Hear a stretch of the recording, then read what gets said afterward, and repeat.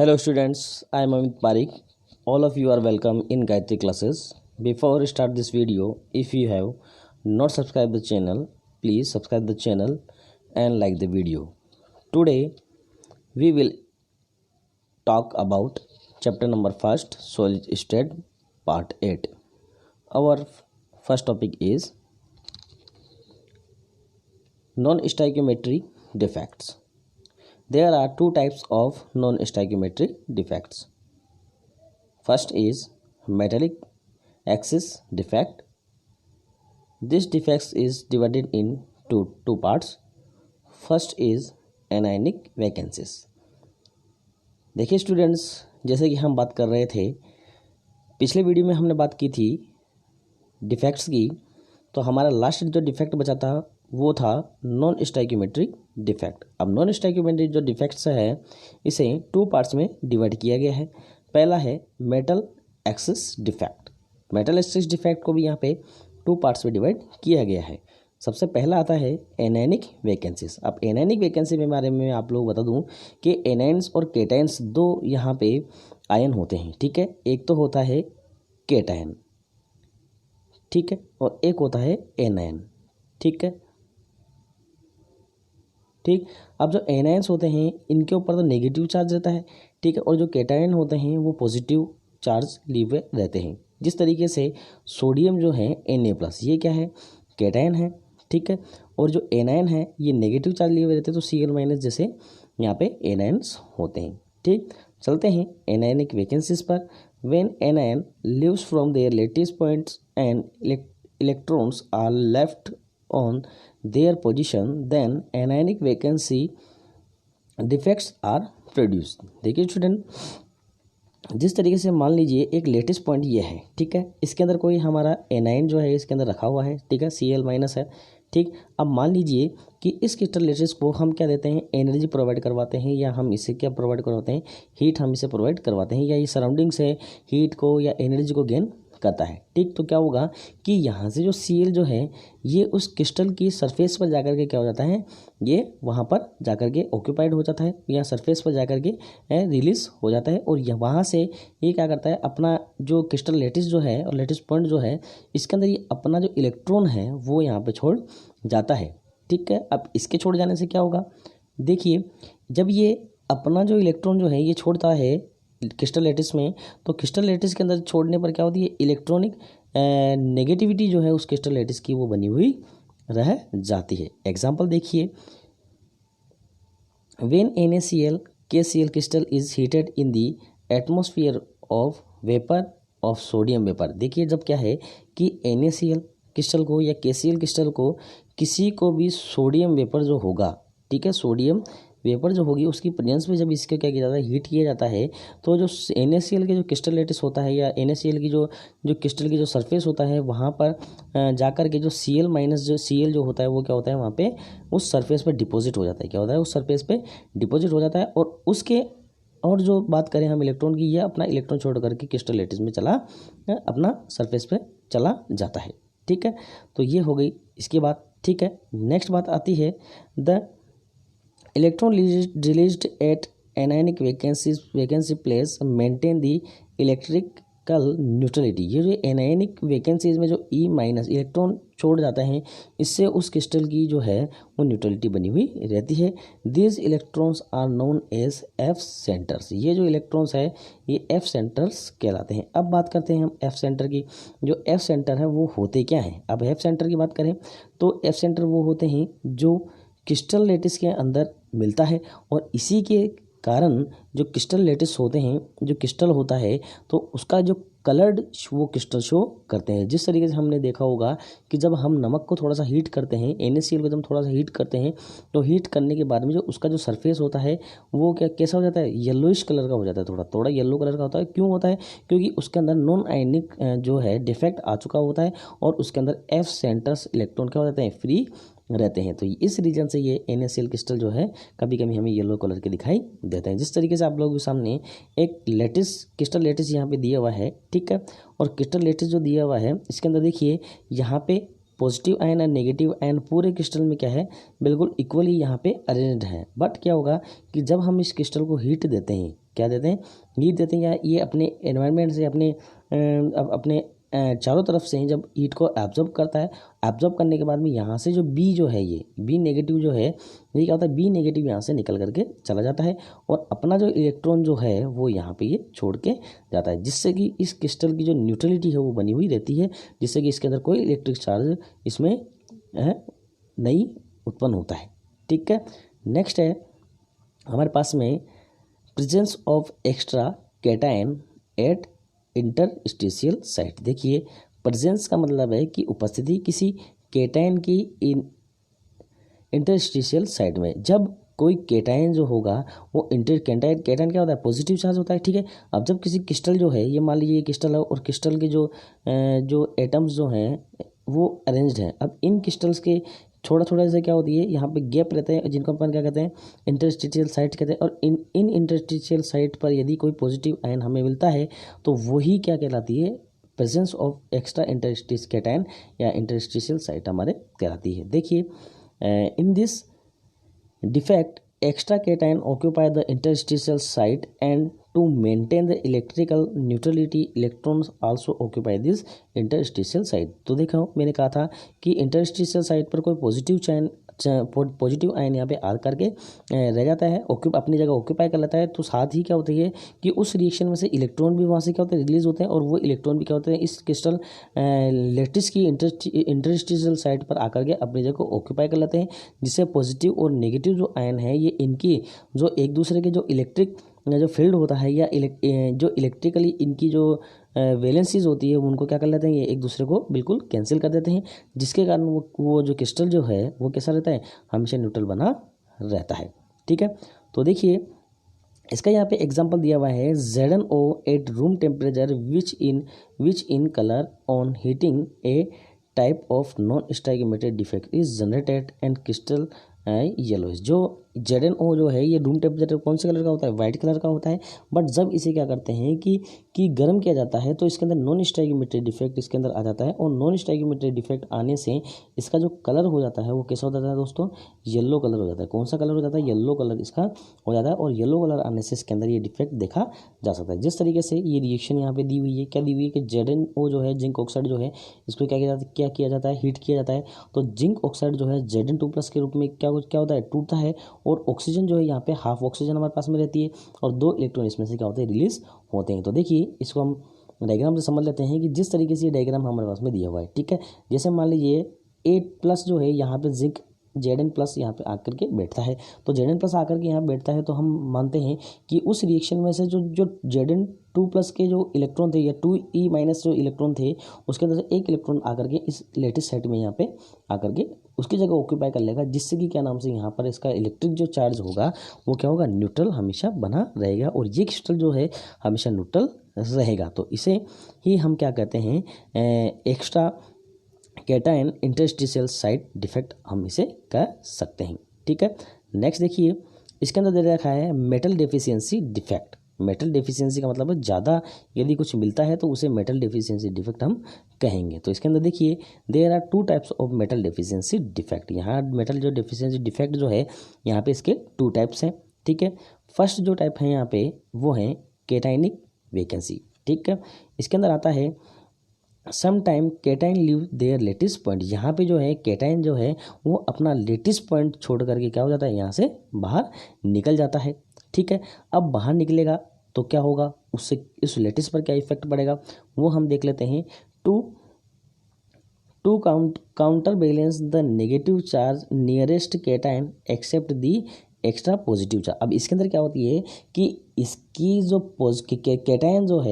Cation जो है मतलब पॉजिटिव चार्ज जो है उसको मेंटेन करने के लिए, जैसे मान लीजिए यहाँ से ये क्रिस्टल लेटिस है। ठीक है, यहाँ से एक यहाँ से क्या कौन निकला, कैटायन निकला। अब कैटायन निकला तो यदि मान लीजिए इसके पास वाला जो कैटायन है इसकी जो वैलेंसी है वो जैसे मान लीजिए 2+ है, कितनी है, 2+ है, तो इसकी वैलेंसी कितनी हो जाएगी, 3+ हो जाएगी। तो ये क्या करेगा, इसकी जो ये चार्ज जो है पॉजिटिव चार्ज जो बाहर निकला उसको ये क्या कर लेगा, मेंटेन कर लेगा, और मेंटेन करने के बाद में ये क्रिस्टल जो है वो कैसा रहेगा, न्यूट्रल हमेशा रहेगा। जिस तरीके से क्या होगा कि जो ये डिफेक्ट जो आप लोगों को मिलेगा ये उन मेटल्स के अंदर मिलेगा जो मेटल्स के आराम से वेरियस वैलेंसी शो करते हैं या वेरियस ऑक्सीडेशन स्टेट क्या करते हैं, शो करते हैं। जैसे 2+ ऑक्सीडेशन स्टेट शो करते हैं, 3+ ऑक्सीडेशन स्टेट शो करते हैं, या 4+ या 5+ या 7+ ऑक्सीडेशन स्टेट शो करते हैं। ऐसे क्रिस्टल्स में ये डिफेक्ट हमें देखने को मिलता है। तो इसका एग्जांपल हम देख लेते हैं। आउट ऑफ 3 फेरस आयन, जो फेरस आयन जो हैं आउट ऑफ 3 मतलब यहाँ पे 3 फेरस आयन हम ले रहे हैं, उनमें से Fe2+ जो आयन है in crystal lattice ion ferric ion Fe3+ and third ferrous ion goes outside. जो है यहाँ पे क्या होगा कि 3 हम Fe2+ आयन यहाँ पे लेते हैं, उस क्रिस्टल में होंगे, ठीक है। उसके अंदर से एक जो Fe2+ आयन है वो यहाँ से क्या हो जाएगा, इस क्रिस्टल लेटिस में से बाहर चला जाएगा, जबकि जो 2 Fe2+ आयन जो है उनकी जो ऑक्सीडेशन स्टेट हो जाएगी या उनके ऊपर जो चार्ज होगा वो Fe3+ में कन्वर्ट हो जाता है। और यहाँ से ये क्या करते हैं कि उनकी जो वैलेंसीज जो है या उनकी जो चार्ज होते हैं उनको क्या कर लेते हैं, ये बैलेंस करते हैं, ठीक है। नेक्स्ट जो है यहाँ पे दिया हुआ है, gold like lustre is produce from combination of metallic lustre due to natural colour and electron exchange in FeS. So FeS is also called false gold. Gold similarly FeO is also found in FeO 0.95 components. अब देखिए इसमें मैं समझा देता हूँ क्या होगा कि जिस तरीके से एक गोल्ड जो होता है वो क्या होता है, चमकता हुआ दिखाई देता है, और ऐसे जो क्रिस्टल जो होते हैं या ऐसे मेटल क्रिस्टल जो होते हैं वो क्या होते हैं, हमेशा चमकीले हमें दिखाई देते हैं। जिस तरीके से जो FeS जो है वो क्या कहलाता है, हमारे जो है फॉल्स, मतलब जो फॉल्स गोल्ड सिमिलर ये कहलाता है। इसका नाम दिया गया है फॉल्स गोल्ड, इसको नाम दिया गया है। क्या नाम दिया गया है, फॉल्स गोल्ड इसको नाम दिया गया है। अब ये क्यों नाम दिया गया है, क्योंकि हम जानते हैं कि जब Fe2+ जो है Fe3+ में कन्वर्ट होगा और ये जो चार्ज जो होता है, जो इसके इलेक्ट्रॉन जो होंगे ये जो चार्ज होगा ये क्या करेगा, एक Fe3+ से दूसरे Fe2+ में कन्वर्ट होता है और दूसरे Fe2+ से तीसरे Fe2+ में एक ये क्या होता है, एक्सचेंज होता है। इस तरीके से एक्सचेंज होते रहते हैं और यहाँ से क्या होती है, इनके अंदर से एनर्जी क्या होती है, रिलीज होती रहती है। और एनर्जी रिलीज होने से ये जो है क्रिस्टल जो है इसके वो चमकते हुए हमें दिखाई देते हैं, इनके अंदर शाइनिंग होती है। इसी रीजन से FeS को क्या कहते हैं, हम फॉल्स गोल्ड कहते हैं। क्या कहते हैं, फॉल्स गोल्ड हम इसे कहते हैं, ठीक है। अब डायग्राम हम देख लेते हैं कि किस तरीके से इसको बैलेंस करेंगे। जिस तरीके से देखिए यहाँ पे एक लेटेस्ट पॉइंट आपको खाली दिखाई दे रहा है। क्यों दिखाई दे रहा है कि यहाँ पे क्या आना चाहिए, A+ आना चाहिए था। क्या आना चाहिए था, A+ था, ठीक है। और यहाँ क्या है, A2+ जो है। अभी देखिए यहाँ से A+ जो है वो क्या होता है, यहाँ से अपनी जगह छोड़ करके चला जाता है और यहाँ पे जो ये वेकेंट जो है यहाँ पे क्या हो जाता है, वेकेंट हो जाता है। बट क्या होता है कि इसके चार्ज को मेंटेन करने के लिए जो दूसरा इसका नियरेस्ट जो कैटायन जो है इसके ऊपर एक पॉजिटिव चार्ज आ जाता है, जो क्या करता है अपने पॉजिटिव चार्ज को यहाँ भी सेंड कर सकता है, यहाँ भी भेज सकता है, ये वाला भी इसको गेन कर सकता है और ये वाला भी इसको गेन कर सकता है, ठीक है। और जितने भी पॉजिटिव चार्ज है ये एक दूसरे के ऊपर चलते रहते हैं और चलने के कारण इनके अंदर जो होती है शाइनिंग, इनमें चमक उत्पन्न होती है और वही चमक क्या कहलाती है, गोल्ड, फॉल्स गोल्ड वो कहलाता है। तो इसी के रीजन से फॉल्स गोल्ड वो होता है। तो FeS को हम फॉल्स गोल्ड कहते हैं। यहाँ से एक क्वेश्चन पूछा जाता है, ठीक है। नेक्स्ट हम देखते हैं बैंड थ्योरी। अब बैंड थ्योरी में क्या है वो देखिए, सबसे पहले हम लेते हैं मेटल्स। अब मेटल्स क्या होते हैं, if valence band is partially filled or it overlaps with the higher energy of unoccupied conduction band, then electrons can flow easily under the influence of applied electronic field, therefore the metals conduct electricity. अब देखिए students यहाँ पे क्या होता है, जो metal जो होता है, अब मेटल के अंदर बैंड थ्योरी यहाँ पे दी हुई है। क्या दी हुई है, जैसे मेटल जो है इसके अंदर क्या होती है, एक मेटल्स के अंदर एक बैंड की तरह इनकी ये थ्योरी दी हुई है।